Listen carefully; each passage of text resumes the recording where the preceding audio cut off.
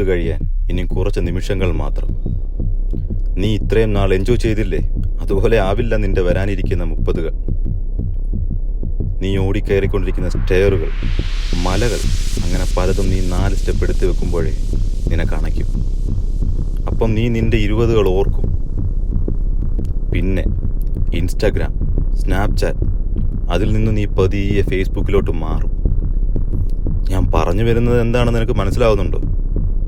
Yes, you are going to enter the world of the bloody തന്ത vibe. All the best dude.